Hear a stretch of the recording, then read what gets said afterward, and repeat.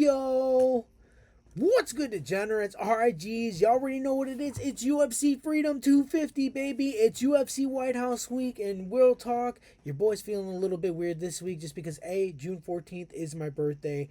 Two, I'm a United States Army veteran. Three, it's also the Army's birthday on Sunday. So your boy's been going through memory lane, just remembering all the fun times that I had in my 20s being in the military and just how grateful I am that, I came out the other side completely fine, even though my back is completely fucked.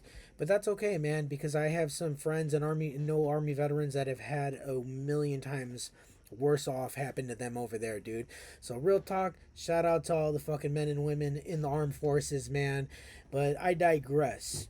Now let's go for these UFC Freedom 250 picks. These will be my full card picks. You feel me, guy? Now in the words of Yuri Prohaska, let's go for that. All right, bro. On the first fight on the card, we got Diego Lopes versus Steve Garcia. I've been thinking really long and hard about this, but I've come to this conclusion. I'm going to have to go with Steve Garcia by way of KO. I know he hasn't fought the same level of competition. I get it. But, dog, the level of fucking energy that he's been walking around doing these interviews at, dude, it's fucking killer, bro. My man's coming into this fight with a big chip on his shoulder, dude. Just because, hey, man, he's a crazy underdog, and I don't understand it just because it's like I get it, man. He hasn't fought the same level of competition as Diego Lopes, but he is on a 7 fucking fight winning streak, bro. And the only person that he didn't finish out of that is Calvin Kattar, bro. And real talk, Diego Lopes leaves his chin straight in the air, and I love the fucking energy that Steve Garcia is coming with this fight week, bro. My man was complaining on the MMA Hour. He's like, how is everybody that I've knocked out got a UFC Tops card? And I don't. I think that's fucking bullshit, and that's crazy, bro. I threw away my Calvin Kattar auto, bro. Like, I was like, oh, I feel so disrespected for him, bro. But because of that, dog, I'm going to have to go with him by way of KO. I love his energy. I love the swagger that he's been bringing with Fight Week this week, bro. And I feel like he got a big chip on his shoulder. He's going to show out, dude. So let's go Steve Garcia by way of KO. All right, then in the next fight, bro, I've been going back and forth with this one also, dude. I don't know why I feel like this fight card's going to be nothing but fucking upsets. Because that's the American dream, dog. You feel me, dude? The underdog story. All right, dude, and within this one, bro, I gotta go with Kyle Dawkins to get it done by way of decision, bro. Dude, Kyle Dawkins, bro, I love his comeback story, bro. People don't talk about it enough. How he got cut from the UFC, clawed his way back, and had a fucking crazy performance against Michelle Pereira, bro. And real talk, I think Michelle Pereira would give Bo Nickel a fucking real hard time, bro. Just the awkwardness, and dude, real talk, Kyle Dawkins has got the experience, bro. He has way more experience than fucking Bo Nickel, dude. I feel like Bo Nickel, his strikes are fucking awkward, and he doesn't like to get hit. And I feel like Kyle Dawkins, bro, is going to have a similar game plan as to how RDR was able to fucking TKO him. But I feel like it's going to go to a decision, though. So we're going to ride with Kyle Dawkins to get the decision, dude. All right, then in the next fight, bro, I've been really going back and forth with this one also, bro. Just because the blueprint is out there on how to beat Mauricio Huffy. You got to take him down, bro. And Michael Chandler doesn't fucking do that anymore, bro. Early on in his career, he would fucking spam takedowns, have nasty ground and pound, and mix it all up, dude. But since he's come to the UFC, he's just been fucking headhunting, trying to put on exciting performances. But I wonder, bro, if he knows that this might be his last fight for him to retire at the White House with a fucking win.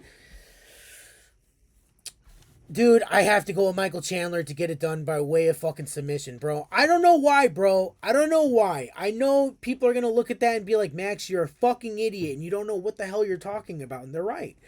I don't. But, dude, I feel like this Michael Chandler's going to fucking empty the tank and be like, dude, I have to fight a smart game plan for my last fight. And then he could fucking retire at the White House, bro. Your boy's going to have to go with Michael Chandler by way of submission, bro.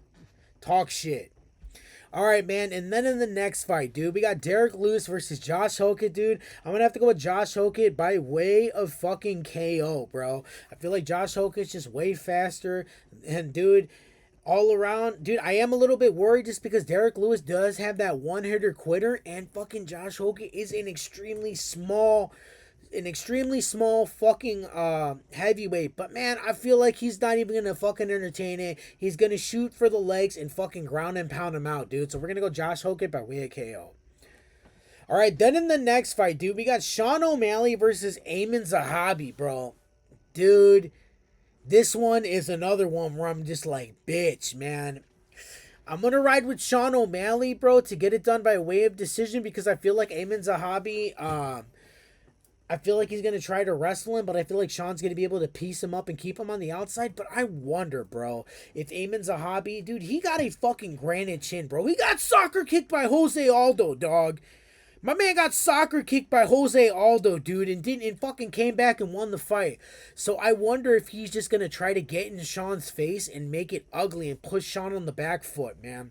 But I feel like Sean got the better footwork to be able to keep him on the outside and piece him up. I feel like Sean doesn't have that kind of power to put away someone like a Zahabi because he has a granite chin, but I feel like he could keep him on the outside and coast to a decision, bro.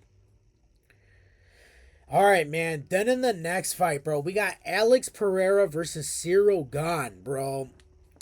Dude, real talk, I got to ride with Chama to get it done by way of fucking KO, bro. That's the only way that he's going to win. I feel like he's going to have to KO him within fucking 2 rounds, bro. He's going to have to KO him within 2 rounds because if he doesn't, bro, I feel like this is Cyril Gane's fight to win, bro. I feel like Pereira's going to have that one-hitter quitter for him. I know he's going to go up he's going up to heavyweight. He's put on a lot of weight, but I feel like he's smart enough and methodical enough to know where he's to pick his fucking shots, dude. Even though fucking Cyril Gane has been training with what's his name? Vadim Fatikov? I think that's what Buddy's name is. The guy that got the last win over Poatan in Glory. But, dude, that was a long time ago, and this is MMA, bro. And I feel like Poatan, man, he's going to be able to piece him up and KO him, but I don't feel like it's going to be an easy fight for him, man. I don't. But I'm going to have to ride with him by KO. All right, dog. And then in the main event, bro. In the main event, dude. Ilia Topuria versus Justin Gaethje, dude. Brother, listen. This is UFC Freedom 250, dog. America, brother. UFC Freedom 250, G. Your boy's gonna have to ride with the American, bro. I have to. I'm gonna ride with the American to get it done by way of KO, dude. Listen, guys. Listen. I understand that Ilia Topuria can fucking shut Justin Gaethje's lights off, dude. I get it. But again, I feel like Justin Gaethje's coming into this fight week with a lot of fucking swagger, bro. With a big chip on his shoulder, dude. Because, dude, it must be completely fucking disheartening to be an American in the main event at UFC Freedom 250, dog. And no one's fucking picking you, bro. Like, look at this shit, bro. 93 to 7%, dog. And, dude, I get it, man. He probably is going to knock him out. But, dude, fuck that shit, dog. Fuck all that, dude. We're riding with Justin Gaethje, dog. Because he's the fucking human highlight, dude. I feel like if Justin Gaethje actually follows a good game plan, starts off with the low kicks, bro. Chop a tree, dude. Chop that fucking short tree. That's Ilia Topuria. Oh, my God, bro. I feel like he's going to have to go to old school Justin Gaethje, bro. I don't chop at the low kicks. Try not to get fucking beat up in the pocket. But, man, dude, it's going to be a tough fight. But you know what, dog? I'm going to have to ride with the American in this one. And Justin Gaethje, bro, dude. I have to. I cannot call myself a fucking United States Army veteran and not fucking back the American, dog. Like, what the fuck are we talking about, dude? Let's go fucking Team USA all the way, dude. Let's go Justin Gaethje, dude. Fuck it, dog. Those are my picks. They are an absolute lock, dude. Like, share, and subscribe. Talk shit to me in the comments and let me know how I don't know what the fuck I'm talking about. Because you know what? You're probably right, dude. You're probably right, bro. But who cares? Because it's UFC Freedom 250, dog. And we're riding with the Americans to get it done, dude. Woo! Fucking America, dog. You feel me, guy? And like always, stay elevated, dog.